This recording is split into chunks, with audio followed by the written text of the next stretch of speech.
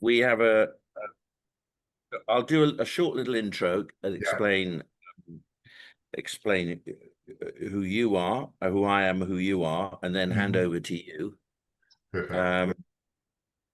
And do you want to use any of the slides? I was going to go through them when I do my talk. No, that's fine. I've kind of assumed that I will do mine without, and that you were going to do just that. So yes, that's fine. That's fine. Great. Okay. Well, what's that? And he's there, but he's not. Oh, okay. Richard, it may be better if you move a little bit away or move your laptop away from you, because at the moment we can't see you too clearly. All right.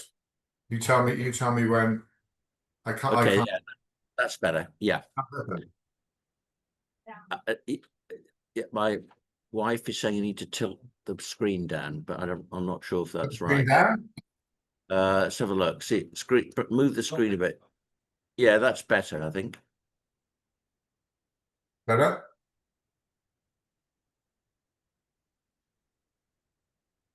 Because I can only see you, I can't see me. So I appreciate it's not a pleasant sight at the best of times, but whether I'm in or out of focus, I'm in your hands. You look fine. You look fine to me. I can see you. Perfect. Yo-Yo, Richard can't see himself at the same time. Is there any way he can see himself or not? Or is that something he has to do his end? Oh, I don't mind. Well, you talk, right? Whenever you talk, then the face will show up. Yeah, okay. Well, you've got your camera on and your mic, so yeah, it'll be fine. We'll get through. It's fine. It's not a problem. Okay, fine. I know what I look like, so it'll be okay.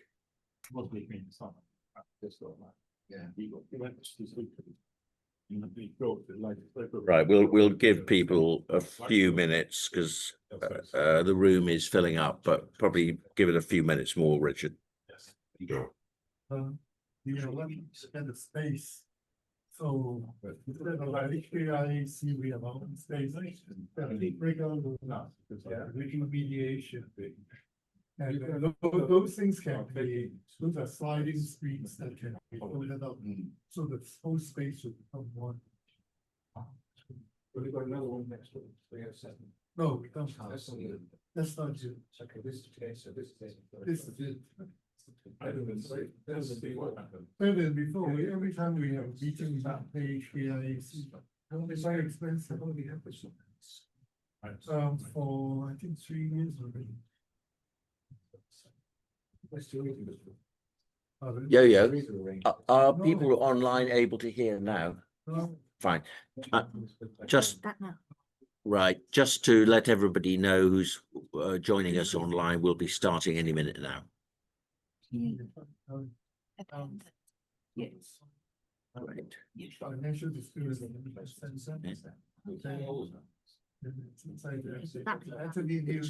Okay.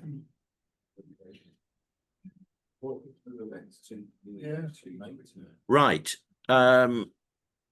Ladies and gentlemen, I think we will now begin this evening's entertainment.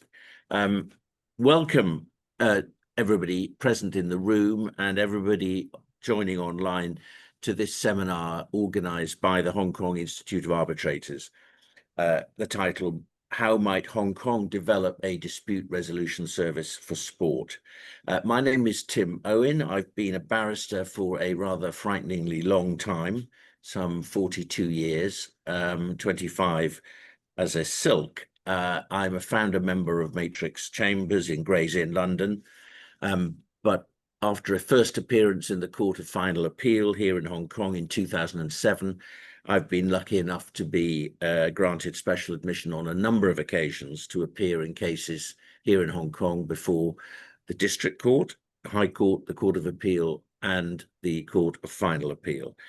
And I love coming to Hong Kong and working with lawyers in Hong Kong, some of whom are here tonight. And I greatly appreciate this opportunity to speak to you all on this Friday evening. And indeed, I should pay tribute to you all for joining at 6 o'clock on a Friday evening, rather than enjoying happy hour drinks. We're not serving drinks here at Justice Place, but hopefully those of you who are online can have a drink while watching or listening to this seminar. And certainly the number of people who have signed up for this event suggests there is an enthusiasm to become involved and to promote sports arbitration here in Hong Kong. The idea to hold this event came from Samuel Wong, the president of the Institute. He noticed during my meeting with him in May, when he and I met, he had to size me up and decide if I was suitable to become a fellow of the Hong Kong Institute. And he noticed in our discussion that, amongst other things, I'm on the panel of arbitrators at Sport Resolutions, the London-based sport resolution organisation, and I sit as an arbitrator on the National Safeguarding Panel. More of that later.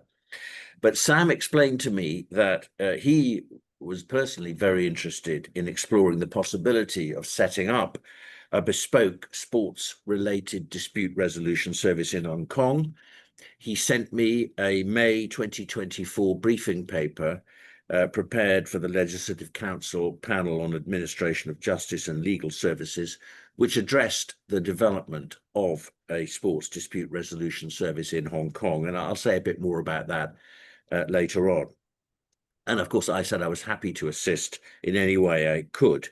And originally, the plan was that I would be giving this seminar on my own. But I am delighted to say that tonight's seminar is going to be a double act, because I managed to persuade someone who knows far more than I do about setting up and running a sports resolution dispute service to co-present this seminar with me. And he is Richard Harry, who is joining us online from his home in Wales. And I hope you can all see him on the screen. I'm not sure if Richard can see himself, but anyway, we certainly can see him here in Hong Kong. Richard has been the chief executive at Sport Resolutions since April 2016. He first joined SR, as I'll call it, in July 2010, and he spent some 6 years as a dispute resolution manager and then legal director. Richard is himself a sports lawyer. He's also, like me, a proud Welshman, and unlike me, he was also a great rugby player.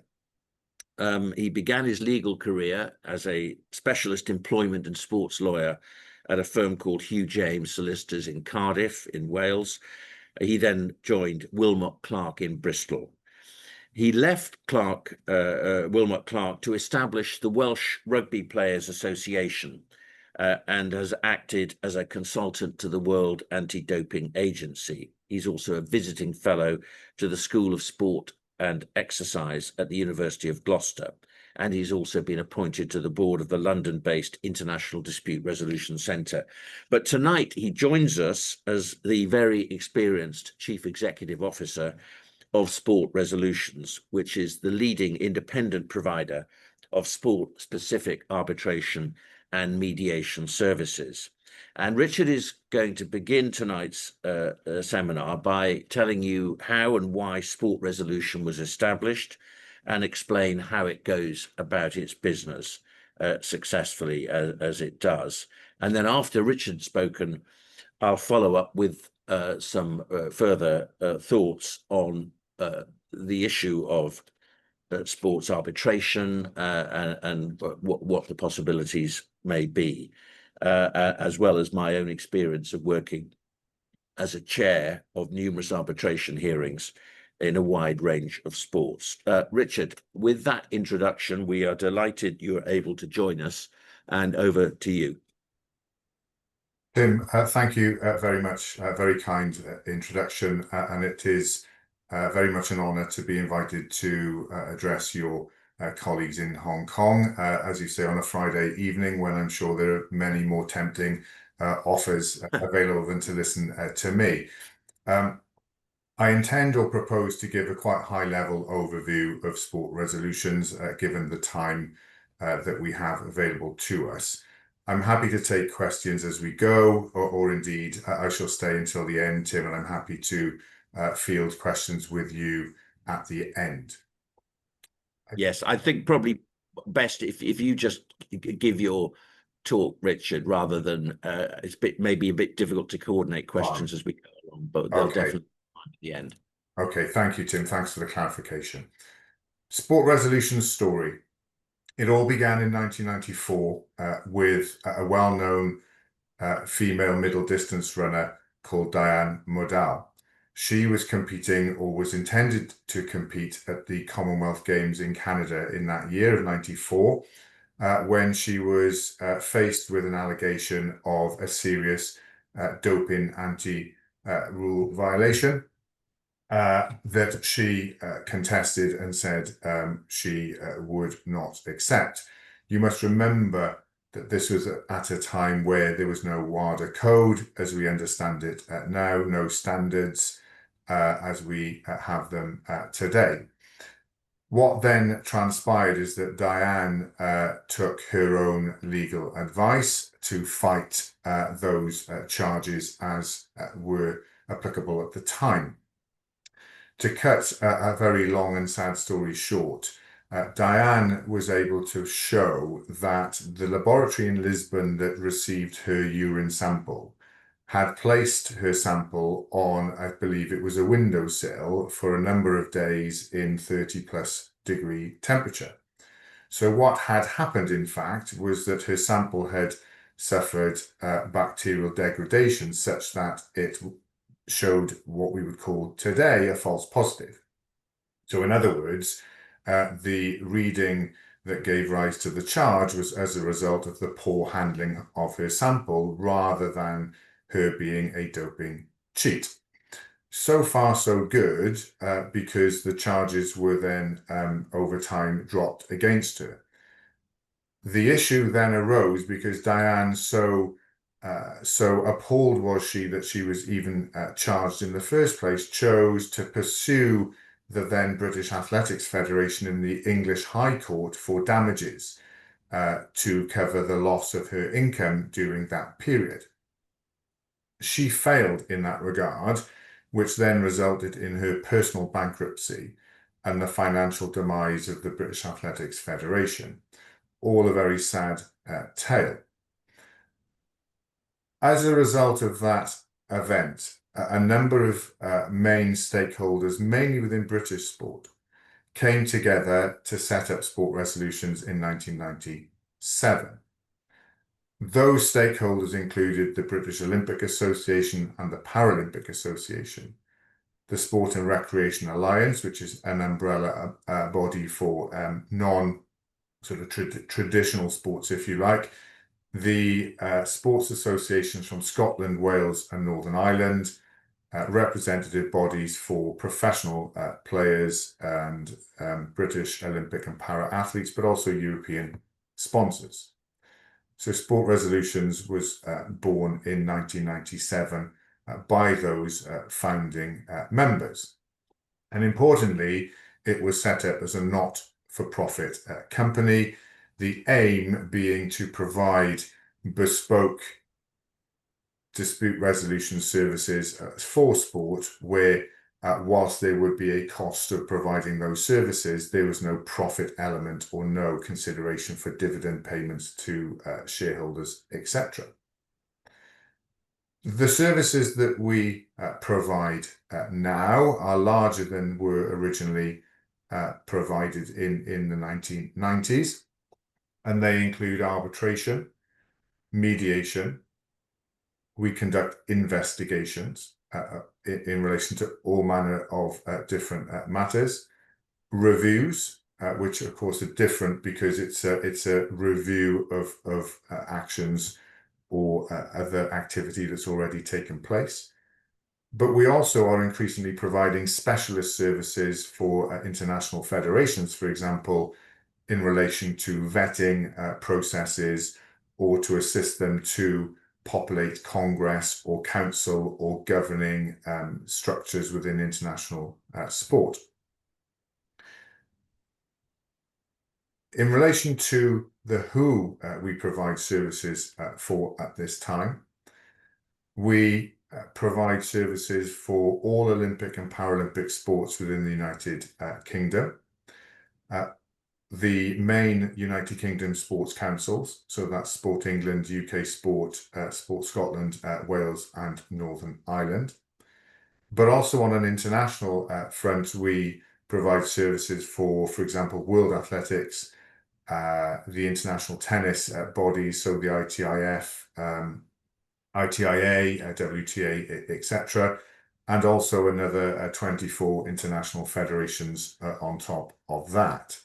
So we've gone from a very UK-centric body to within the last 10 years to expand the offering to international waters, which includes acting or providing services, I shouldn't say act, providing services for RADOs, which was an invitation from WADA to make sure that all of the regional anti-doping organisations had access to a proper and suitable anti-doping tribunal and function.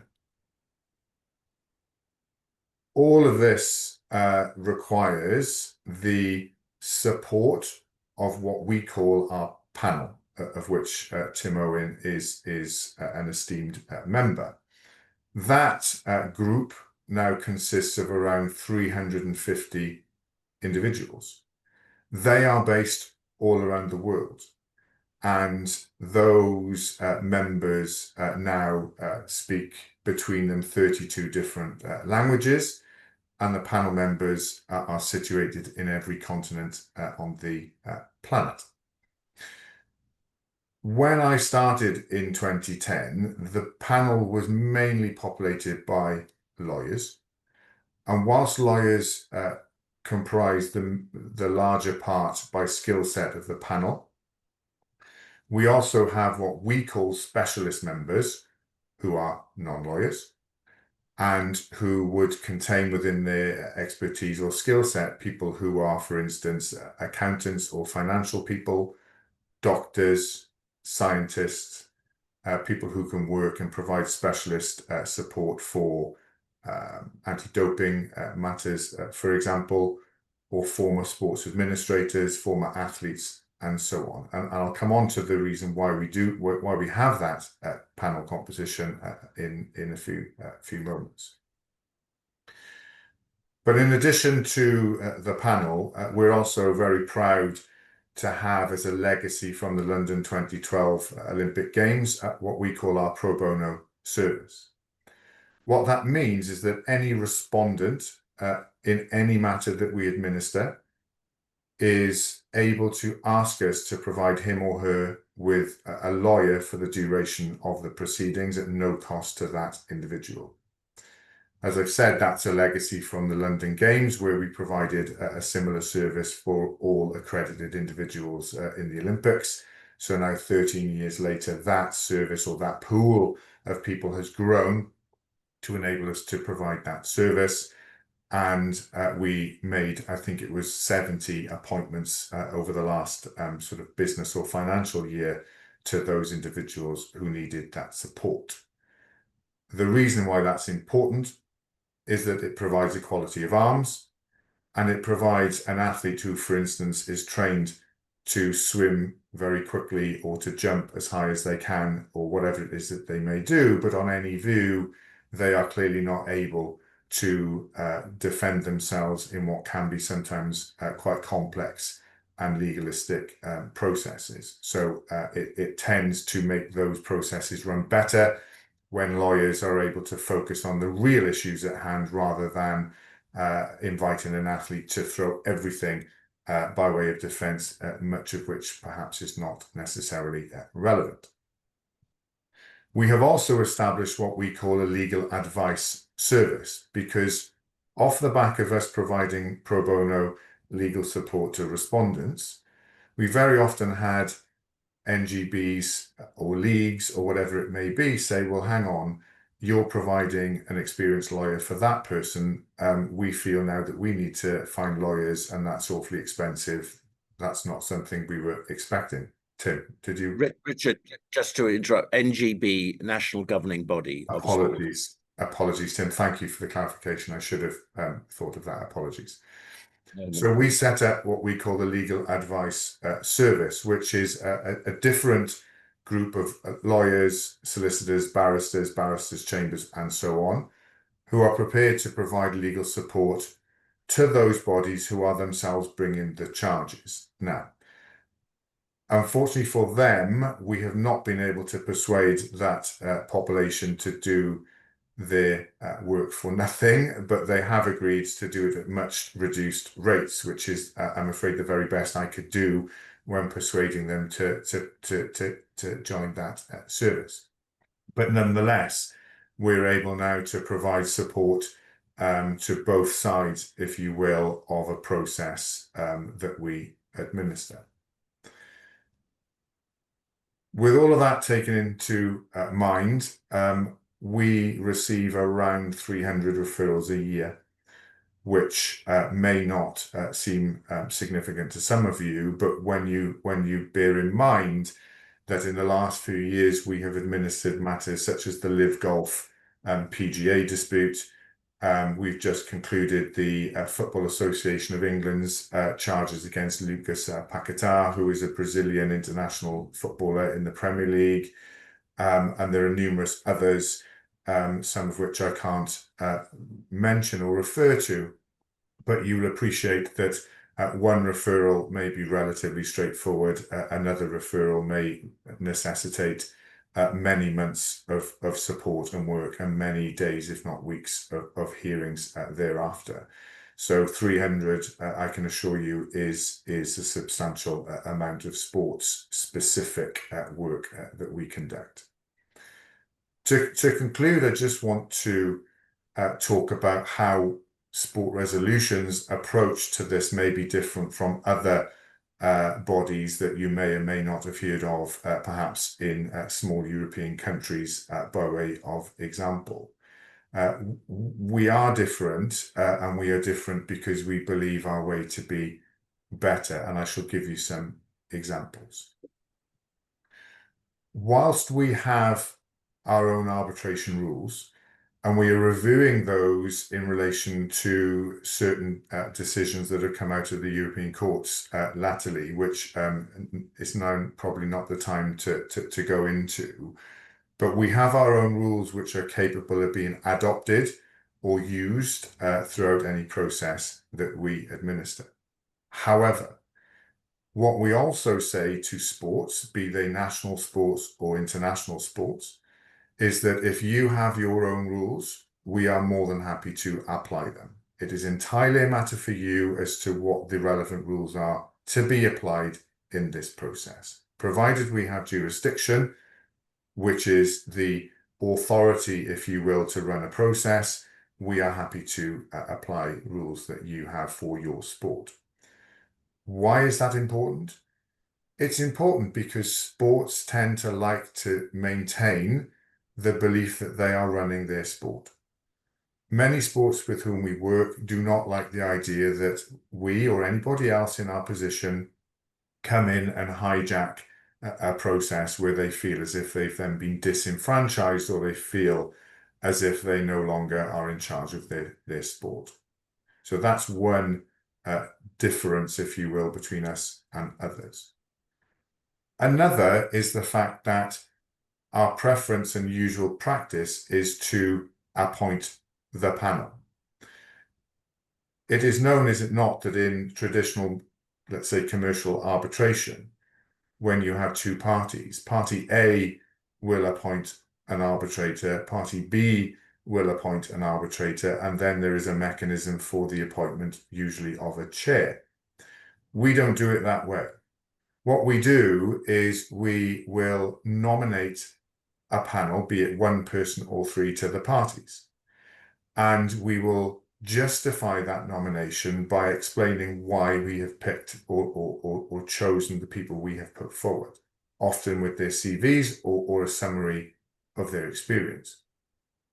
And we will then invite the parties to approve the panel that we put forward. Now, that is maybe on the face of it not a huge difference, but actually we think it is. Why?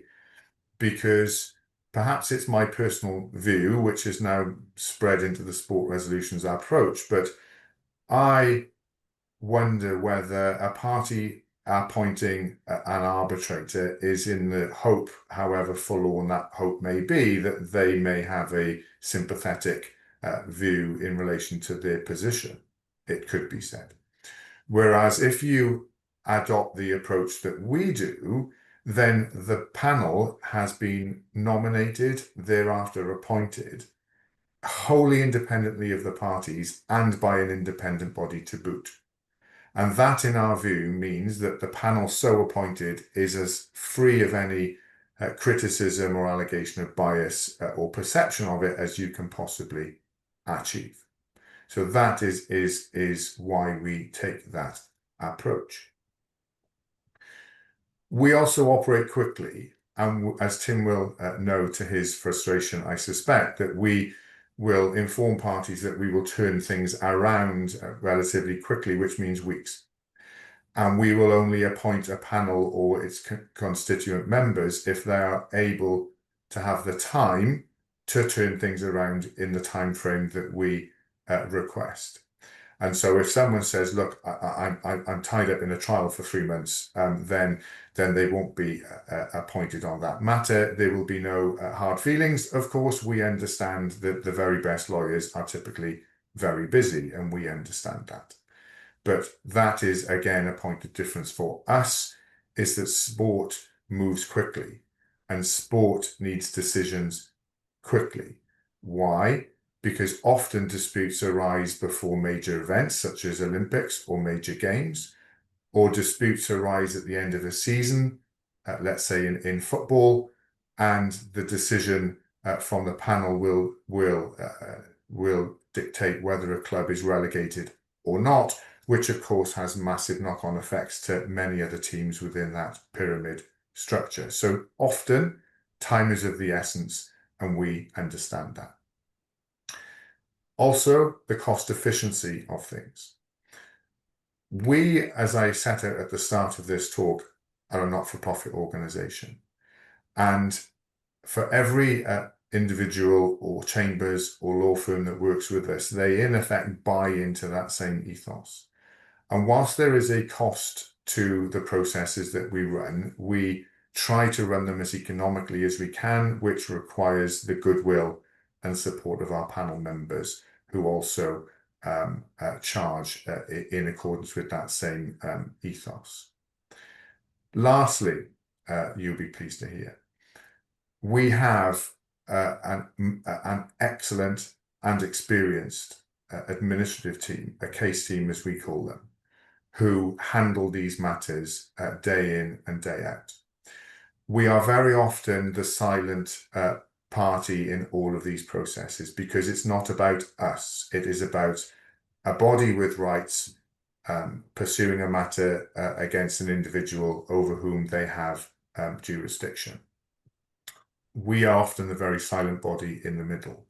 But you can appreciate, can't you, that if we make a mistake, if we step out of line, if we are party to activity which, for instance, results in one of the parties in the dispute saying, well, hang on, you've been speaking unilaterally to that side, have you? On what other occasions have you done that? This calls into doubt the whole integrity of this entire process, and so it must fall. It is a significant responsibility that we take on, and that's an example of it. So to end, I just want to commend the excellent colleagues that we have at Sport Resolutions, who themselves cover, I think at last count, 7 or 8 different languages to reflect the international level of our work. And whilst I will always publicly commend our panel members, and have done so again today, I think it's right also that if you, which is the purpose of this talk, are considering having an equivalent or comparable body in Hong Kong or close by, do not underestimate the importance of having proper individuals at the core of that activity who are able to administer the processes that come in. By way of example, just think about the affects of getting it wrong, and you will understand the reasons why. So that, I suspect I've gone over, Tim, and in fact, I know that I have. I hope that was okay, and I shall stay online to enjoy the rest of the presentation. But I hope that was of interest to you and your colleagues. It certainly was, Richard. Thank you very much. And before I carry on, I've just got one question, which I think people here are particularly interested in. You described how sport resolution began almost 30 years ago, against obviously an international scene that had already become established in the 80s, really, or began in the 80s. If you are starting from scratch, because in Hong Kong there isn't a current existing uniform sport dispute resolution arrangement or system, I would imagine the hardest thing is to get buy-in from the sports. You need to get all the sporting bodies to agree through contract and rule amendments to buy into sport resolution. I mean, how difficult was it to do that, and what are the practical steps that you would suggest to a jurisdiction that's starting out? How do you go about doing that? It's a very good question, and it's quite astute of you, because you are right that to enable sport resolutions or any other body established in Hong Kong or elsewhere to go about its business, it will need to have the jurisdiction to do so. You cannot go charging into a dispute, of course, to say it's okay, we're here, we'll take over, because the response to that will be on what basis are you able to do that? We would understand it as having a jurisdiction through rules, procedures, whatever it may be. Now, without talking about Hollywood films, now's not the time. It's a bit like the Field of Dreams, Tim, in this regard, is that to be a credible consideration for sports in and around Hong Kong or the wider geographical area, to be a credible option for them, you have to invest in establishing a credible core offering. Because what you can't do is to go to whoever in the area to say, right, we'd really like to do this for you. Because if they say, well, what have you set up now? So, well, nothing yet, but then my suspicion is you're not going to pass go. So there needs to be, I suspect, an element of investment, be that financial or the goodwill of you and your colleagues, to put something together which you are able to then offer at the very start. Because how else do you persuade sports, particularly in Korea or Japan or elsewhere on a wider sense? How do you persuade them to utilize your services if it isn't there? Now, that takes a leap of faith, and it takes knowledge as to the constituent bits that you need to have in place. Because you're absolutely right. If you go back to the start of sport resolutions, I've seen the data, and we were doing a handful of cases every year because we were small, we were not understood. Sports have a habit of wanting to run things themselves, as I touched on, because they don't trust external bodies, because a sport runs itself, right? That's how sport works. And so there are many factors against you, actually, but you need to have that offering at a minimum to be able to go forward to give rise to that jurisdictional channel to give you the referrals. Yeah, that's very helpful. Can I ask Thank you. a question at this point? Yes, Sam, Please. President of the Institute. Your jurisdiction, does it come from an ad hoc agreement with the association, or arising out from an agreement in the association? Whenever those disputes arises, it goes to sports resolution for resolution. Yeah, good question. And the answer is These sports associations, for instance, or Wales, and so on.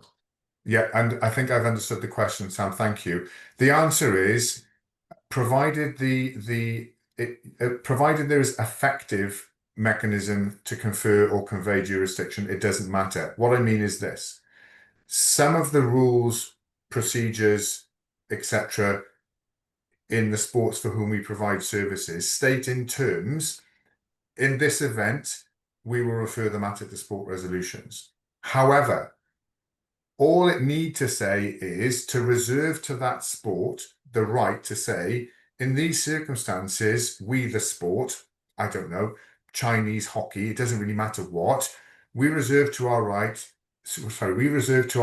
the right to utilize an external service provider to undertake the disciplinary process for us, or any form of words that as long as they work, what you're looking to do is to avoid the situation where, let's say, an athlete says, who are you, sport resolutions, you can't run this process, because you need to go back and say, well, the sport actually has reserved to itself the right to use an external body to do this. And here's the decision of the sport to do that. So it doesn't have to set out sport resolutions in terms. There just has to be a means for the sport, be it a national sport or an IF, the right to use an external body if it so chooses, via a mechanism that it will decide. And in fact, I'm going to be in a minute now going to be showing some slides with the sport resolutions rules, which explain how the jurisdictional thing arises. I'm just going to ask Yo-Yo if she can help me share the screen so that the slides are going to be visible for my bit of the talk.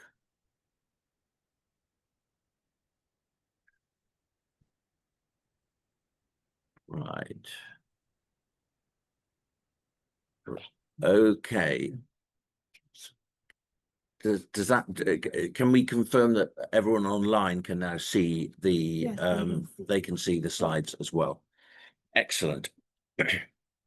So I'm going to follow Richard, make a few general comments and talk about the position as I understand it in Hong Kong from the LegCo paper, and then take you through the slides to show some of the sport resolutions rules, a standard arbitration agreement, and also to focus on one particular big major dispute involving gymnastics, which sport resolutions managed, and I became involved in one of those cases as a chair.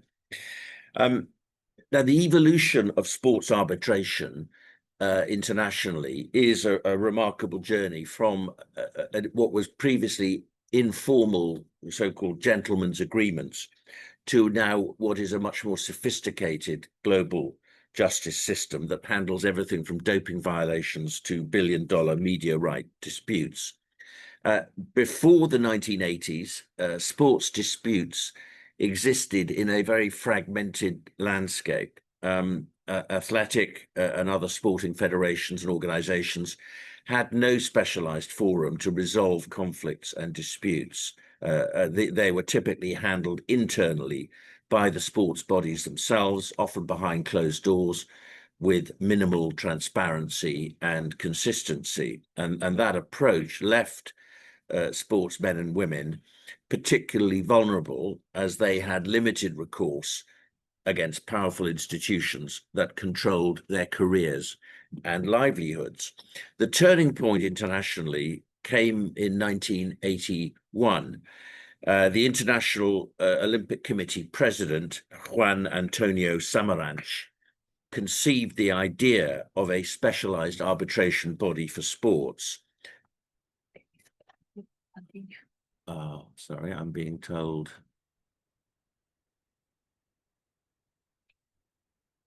Is that okay? Fine. Sorry about that. So the turning point, as I say, was 1981, and Samaranch, he conceived this idea of a specialized arbitration body. It needed to be flexible, quick, and inexpensive, as Richard has explained, is a key priority in this area. In 1984, the Court of Arbitration for Sport, CAS, was officially established in Lausanne in Switzerland, And for the first decade, the CAS operated with a limited caseload and influence. The watershed moment came in 1992 with a case called Gundel. He was a German equestrian athlete. He challenged a doping suspension before the Court of Arbitration for Sport. He lost, and he was dissatisfied with the outcome, and he appealed to the Swiss Federal Tribunal, arguing that the CAS lacked sufficient independence from the International Olympic Committee, which funded and effectively controlled it. There was a decision then in the Swiss court in 1993. It was a nuanced and balanced decision. It recognized the Court of Arbitration for Sport as a legitimate arbitration body, but it highlighted what it regarded as problematic connections to the IOC, and it noted the IOC had financial control and appointment powers over CAS members, which created an appearance of bias, especially when the IOC was a party, which it frequently was. So that decision triggered a comprehensive reform process aimed at securing the CAS's independence and credibility. And in 1994, the Paris Agreement fundamentally restructured the Court of Arbitration for Sport. It created a Council of Arbitration for Sport to oversee the CAS's administrative and financing, and it replaced the direct control of the International Olympic Committee. And the ICAS, the Council of Arbitration for Sport, had 20 members from across the sporting world to ensure broader representation.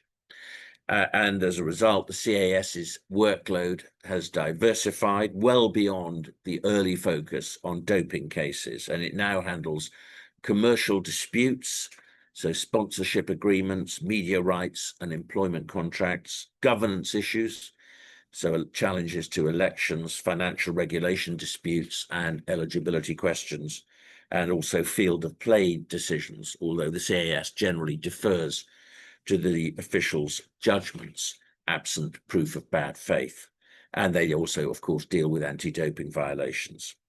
And so while the CAS has evolved into something like the Supreme Court for worldwide sport, alternative arbitration models developed at national and league levels, reflecting different sporting cultures and legal environments. And as a result, we now have is a much more diverse ecosystem of sports dispute resolution. Now, I mentioned in my introduction the May 2024 LegCo briefing paper on the potential for developing sports-related dispute resolution in Hong Kong.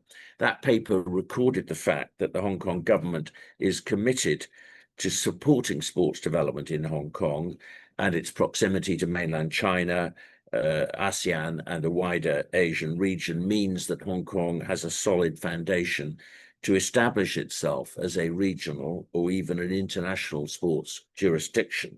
And the paper made the point that Hong Kong is already a centre for international legal and dispute resolution services in the Asia-Pacific region. And as the global sports market continues to expand, there clearly will be, I think, a growing demand for dispute resolution services dedicated to resolving a wide range of sports-related disputes, including competition-related matters, disciplinary matters, contractual disputes, and governance matters.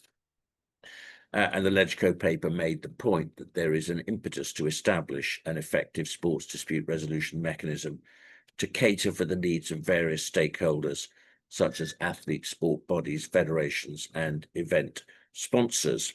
In recent years, I read that there have been developments in sports dispute resolution, particularly in the Asia region. In Malaysia, the Asian International Arbitration Centre, established under the auspices of the Asian African Legal Consultative Organization as a not-for-profit, non-governmental and international organization, that has implemented various initiatives to promote the use of arbitration in sports-related disputes. In Japan, the Japan Sports Arbitration Agency was founded in 2003 as a specialized dispute resolution body that administers arbitration and mediation for local sports-related disputes with the support of the Japan Olympic Committee, the Japan Sport Association, and Japanese Para Sports Associations. And the JSAA, the Japan Sport Association, the Japan Sports Arbitration Agency, has encouraged sporting associations to adopt an automatic arbitration acceptance clause to the effect that parties will refer any sports disputes to arbitration. And I read that as of the 1st of April of last year, 143 out of 173 sports associations in Japan have adopted such a clause, and the adoption rate is something like 83%. In mainland China, the latest revised law of the People's Republic on physical culture and sports, I think it's called the Revised Sports Law, came into force in January 2023, and that introduced a new chapter on sports arbitration and provides for a more comprehensive sports arbitration system. And apart from Asia, other countries worldwide have also established sports dispute resolution bodies, such as the Sport Dispute Resolution Centre of Canada, Sport Resolution UK, as Richard has explained to us, the National Sports Tribunal in Australia, and the Sports Tribunal of New Zealand. So that's the picture worldwide, if you like, and there clearly is enthusiasm in Hong Kong, and just a number of people who've turned up on a Friday evening for this event, as well as the indications that the Hong Kong government is keen to support the process. And I think from the LegCo paper, there is a general consensus that using alternative dispute resolution mechanisms to resolve sports disputes has a number of benefits. The procedural flexibility point, Richard's made that point. Generally, the timely resolution of disputes, which is an important criteria for the reasons Richard's given, the involvement of impartial and expert neutral individuals, as well as the confidentiality of the dispute resolution process.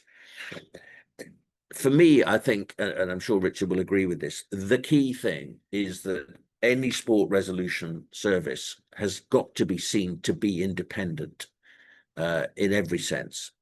And therefore, while of course it's helpful for any government to be supporting the introduction of such a scheme in any way it can, ultimately the success of a dispute resolution service depends on it being seen to be independent from any government, because otherwise, for obvious reasons, people will be reluctant to become involved or to submit jurisdictionally to the service.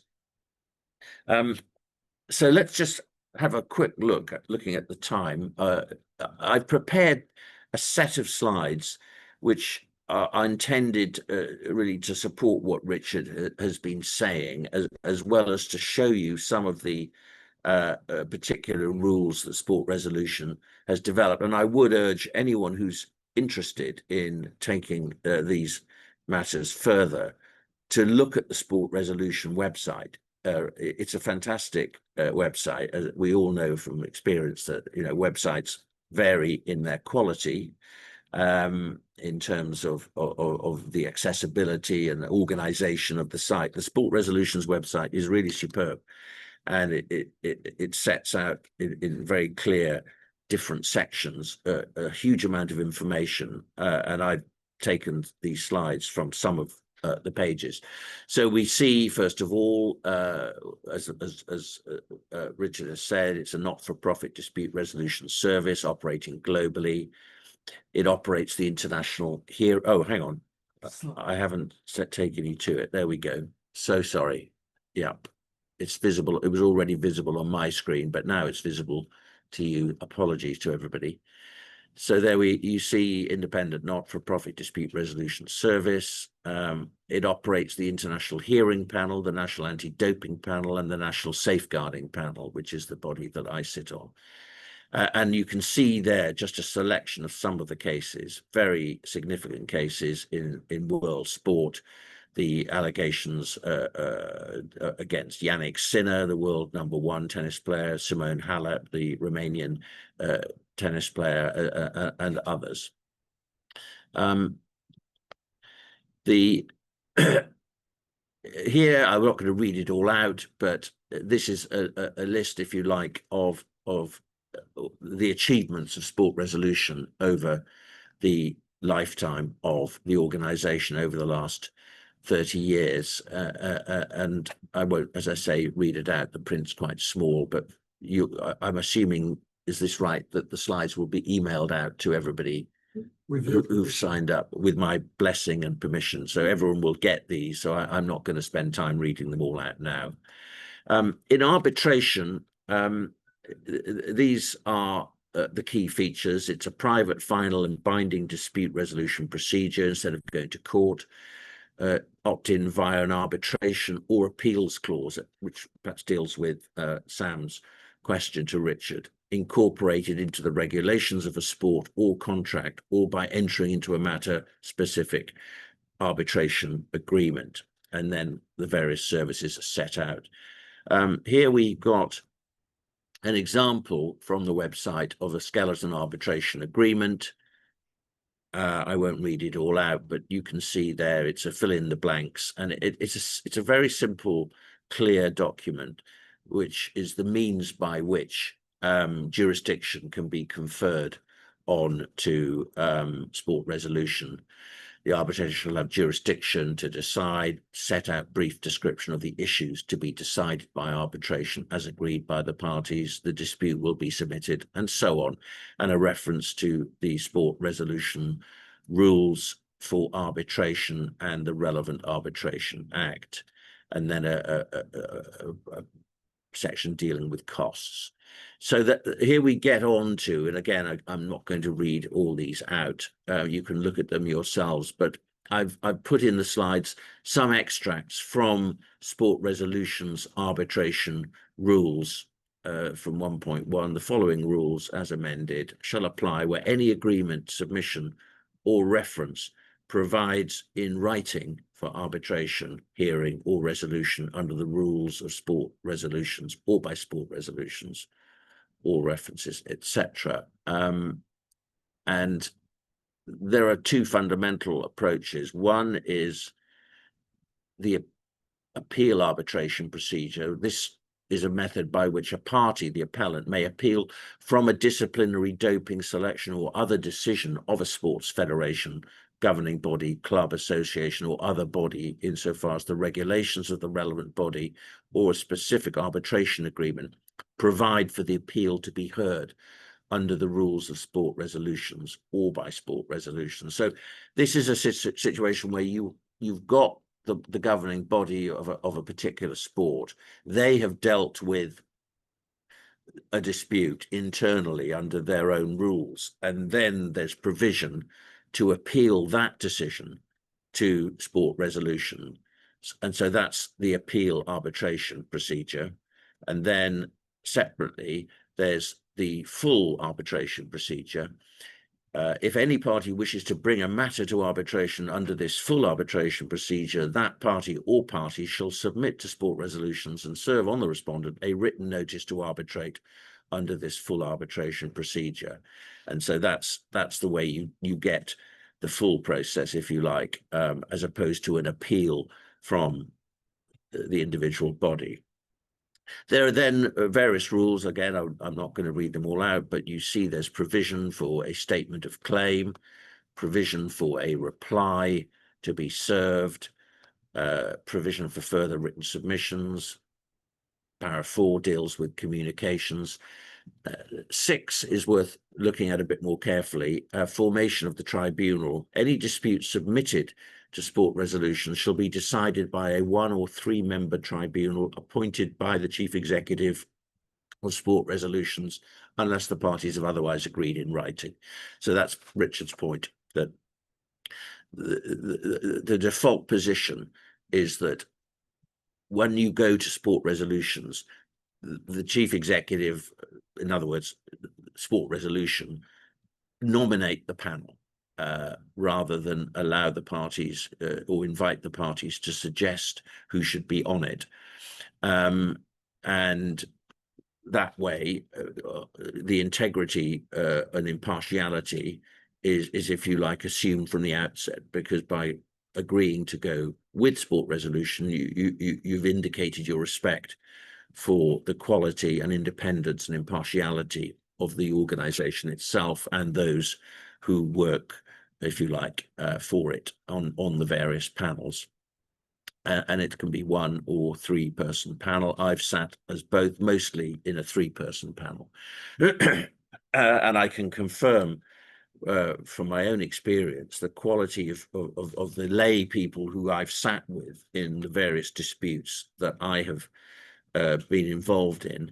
I've had, as one of the panel members with me, a former chief constable of police. I've had probation officers. I've had local authority welfare officers, people with experience and knowledge of safeguarding issues, or in the case of police officers or retired police officers, knowledge of investigations, because a number of the safeguarding cases that come before sport resolution for hearing will have involved often quite lengthy investigations and allegations of criminal misconduct, but obviously not ultimately having been led to criminal trials. But you're often coming in against the background of quite serious allegations of abusive behavior by, for example, the coaches, bullying behavior, and so on. 6.5 just deals with notification. I don't think we need to spend much time on that. Jurisdiction is interesting. The tribunal may decide on its own jurisdiction, including whether the tribunal is properly constituted, what matters have been submitted, and any objections, and so on. So that's the jurisdiction clause. So you can see here, you've got a set of reasonably detailed, but quite simple, if you like, linguistically expressed and comprehensive set of rules to govern all the matters that come before. Looking at the time, I'm going to move a bit quickly through these. You can, as I say, look at them. Let's look at the applicable law. The seat of the arbitration shall be London, unless otherwise determined by the tribunal. However, the tribunal may at its discretion hold a hearing in another place, and then reference to the Arbitration Act. And 15.3, substantively, arbitrations under these rules shall be decided in accordance with the law of England and Wales, unless otherwise agreed in writing by the parties, or unless otherwise directed by the tribunal. So again, flexibility. Safeguarding, again, that's the matter that I've had most experience in. And by safeguarding, what we're looking at is rules, regulations, measures designed to ensure that athletes generally, sportsmen and women, young people, are protected from unacceptable behavior by those involved in senior positions in the sporting bodies, coaches, and so on. And the kind of cases that I've been involved in have involved allegations of bullying behavior, inappropriate sexual advances, breaches of social media protocols involving coaches and athletes. A whole array of allegations of effectively of people behaving badly. And certainly, for all the reasons that people are aware, there's a far greater awareness now of the need to have rules in place to protect people, particularly young people, from abusive or coercive behavior. And you see from the bullet points there the features of the safeguarding measures. Finally, for purposes of my talk, and again, I'm just explaining to you why I've put these slides in at the end. I thought it would be helpful to see a particular major investigation or resolution that Sport Resolutions took on, and it arose from a number of very serious allegations of abusive behaviour in the field of gymnastics. And you see from the introduction here, the British Amateur Gymnastics Association is committed to providing a fair, consistent and proportionate approach to the handling of complaints. Complaints are generally governed by the British Gymnastics Complaints and Disciplinary Policy and Procedure. In 2020, a significant number of gymnasts and parents of gymnasts made allegations about mistreatments or abuse within the sport of gymnastics. Concerns were raised that British Gymnastics had failed to deal appropriately with some complaints it had received. UK Sport and Sport England jointly commissioned a SILC to conduct a full review of the issues raised. And so it was that context, and that followed on from very serious criminal allegations made in the US against coaches and a particular doctor, which was a huge national scandal and led to very serious criminal charges being made. And it was really in the wake of that this protocol, the British Gymnastics Independent Complaints Process Protocol, was set up with Sport Resolutions at the heart of it. And you see from 1.3, the independent complaints process introduced by this protocol is designed to provide for the investigation of some of these individual complaints by an independent person exercising powers delegated to them by British Gymnastics, and British Gymnastics have appointed Sport Resolutions Limited to select and appoint the independent person. And so Sport Resolutions played a crucial part in dealing with this wave of complaints that were afflicting the reputation of a major sporting body. So these slides are there for those of you who are interested to see in detail how a very elaborate process of investigation involving an independent person and then an independent panel to investigate these complaints. And I sat on one of those cases, and it was a very difficult process because often one was dealing with allegations dating back 20 or even more than 20 years ago from people who were now adults, but at the time were children and were taking part in gymnastics. And one was obviously facing all the problems that you have when you're investigating historic allegations of abusive behavior in giving a fair hearing to all persons. But I hope that gives you a flick through those. As I say, you'll get copies of these at the end. I've talked for long enough. It's 7:01. I hope that this has given everybody an idea of what is possible and what Sport Resolutions have achieved in the UK. And so thank you for your attention. If there are any questions, I am sure Richard are happy to take them, but we'll keep it quite brief. Thank you very much. Thank you very much.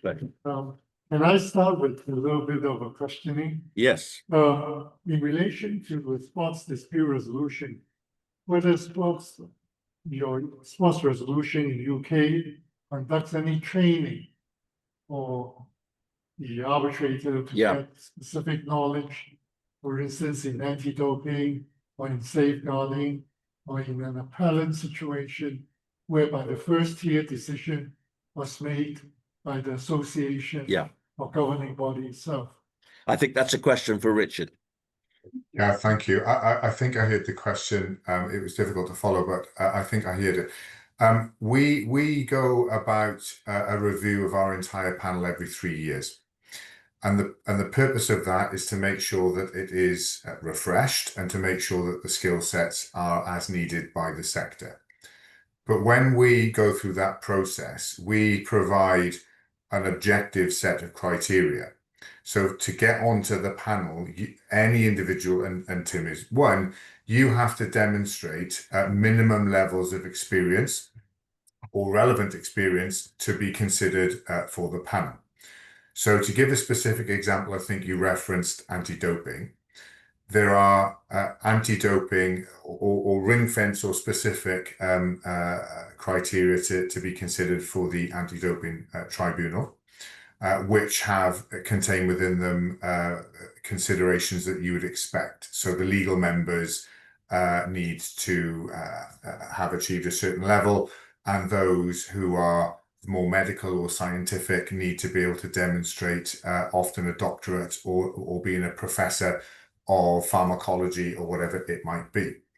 But in any event, for our panels, we do provide also update training. So we provide annual training, again, to use as an example, for our NADP. So all of our doping tribunal members have, at a minimum, annual training to make sure that they are abreast of all case law and the direction of travel of doping cases, but also to reassure us and those who use our service that those on the panel are also at the top of their game, if I can phrase it like that, in their specialist area. So in summary, everyone on our panel has exceeded criteria, and I think on our website the terms of reference or the role criteria are there for you to see, and where appropriate we provide ongoing training as is needed.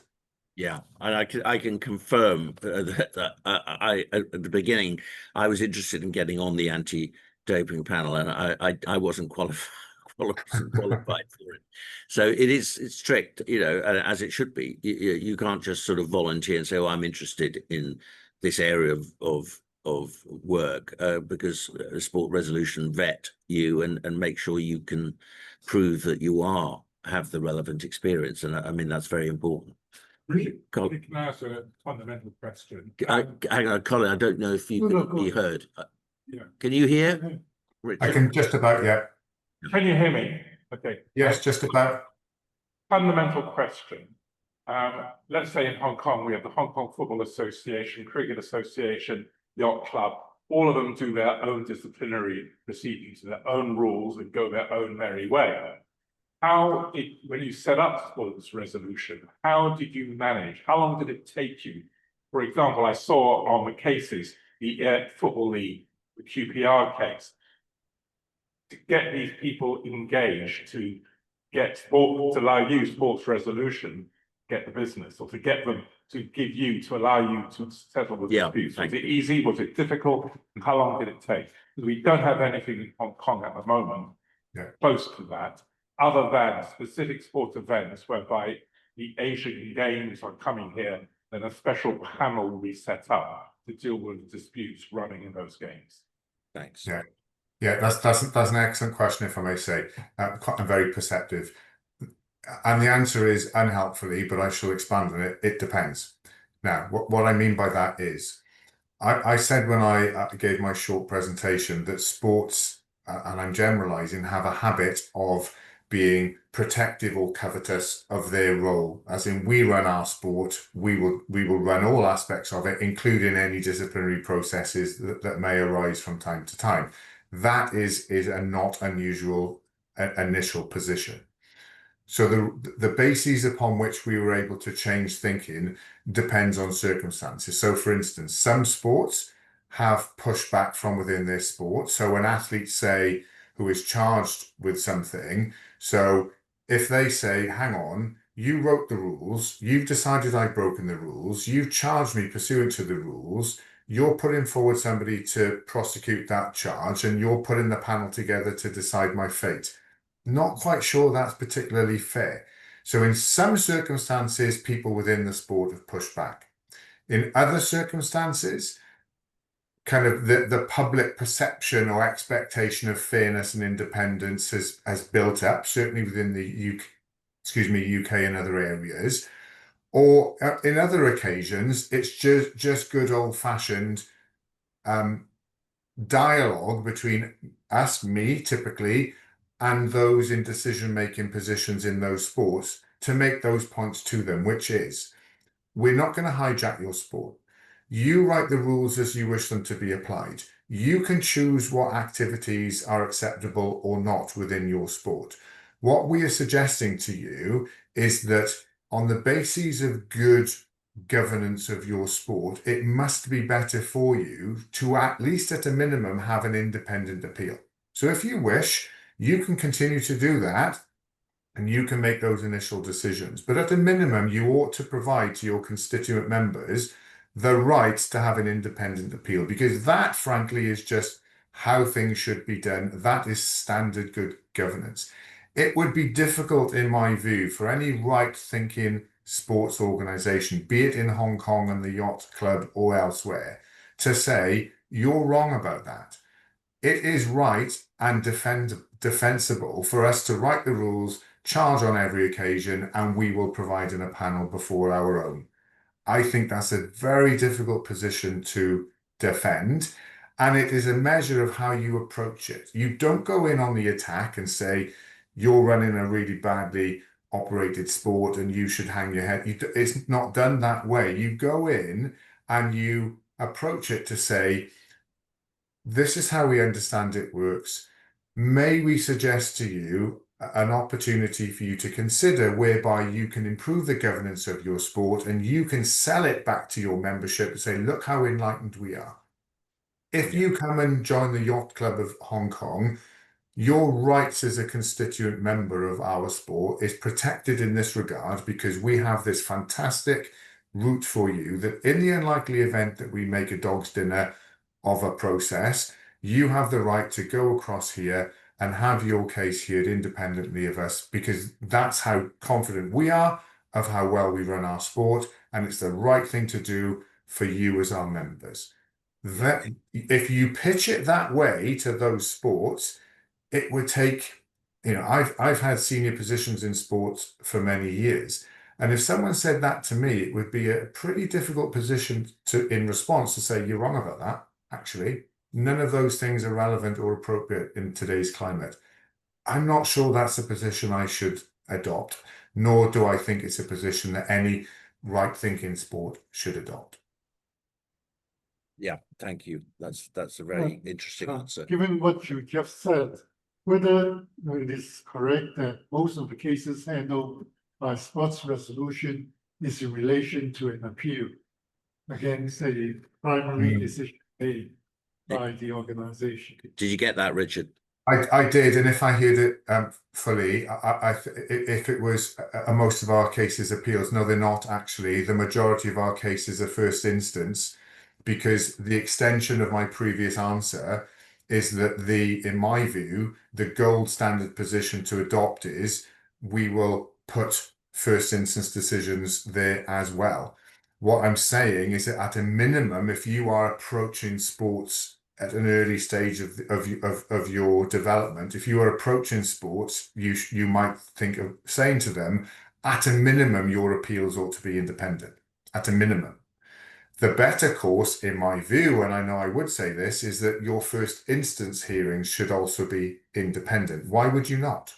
Why would you not do that? Now, some sports, particularly the bigger sports, the more historically established sports, dare I say, the richer sports or leagues, still want to have the ability to do their first instance hearings themselves. That's fine. That's their prerogative, provided, see previous answer, at a minimum, they offer an independent appeal. That's great. There's some other questions here. Thanks. Thanks, my name is Henry. Can I ask, earlier this month and last month, the ECJ and ECHRs have issued a few judgments about compulsory sports arbitration. They both said that when civil rights or fundamental rights are involved in compulsory sports arbitration, the national court should review the awards rigorously. So what degree of scrutiny do you think is appropriate for sports arbitration in Hong Kong? Okay, that's another excellent question. You're right. This is an evolving situation, certainly in a European context. The problem that you have in summary is that the CAS, as Tim has alluded to, is based in Switzerland. And so it is politically outside of the European Union. So what that then means is that if there is a decision of the CAS, that any appeal through the civil high courts would necessarily then go to the Swiss federal courts. The issues that we've had is that many of these international federations say, well, hang on, the players, the members are European citizens, and therefore they should have the right to have that process or that decision scrutinized by the European courts. So CAS is dealing with that. As a point of principle, arbitration, as I think Tim touched on in his slide, should be final and binding, but it isn't necessarily final and binding at all costs, bar none. Because under the English law, under the Arbitration Act, there are set provisions to enable somebody, even under a private arbitration, to take it to the High Court.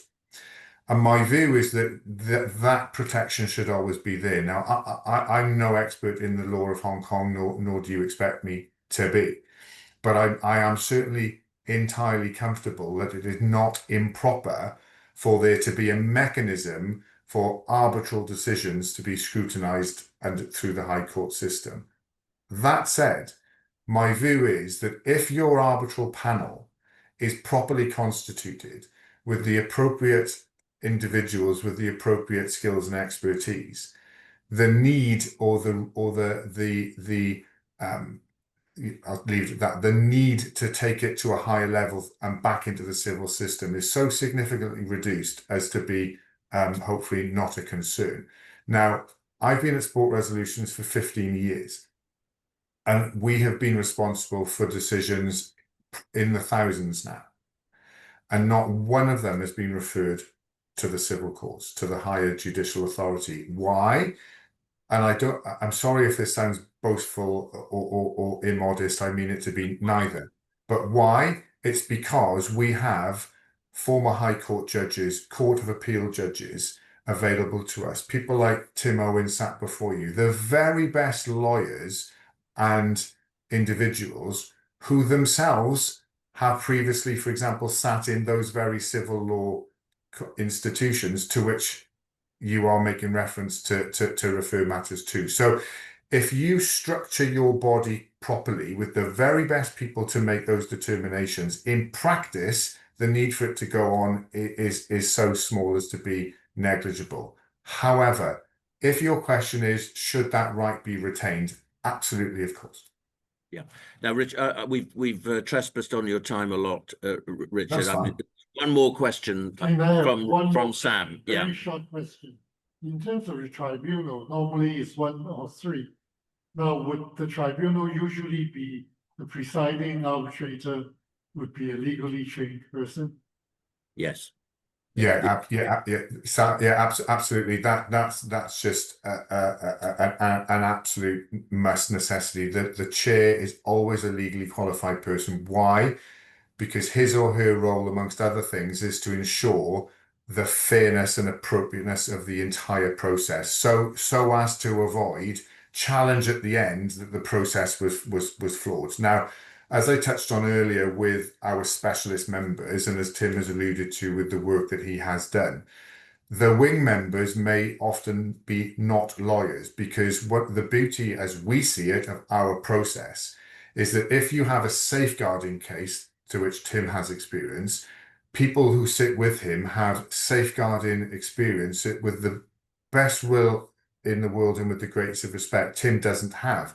That's why it's a panel of 3, because you have the ability to have a broader range of skill set and experience.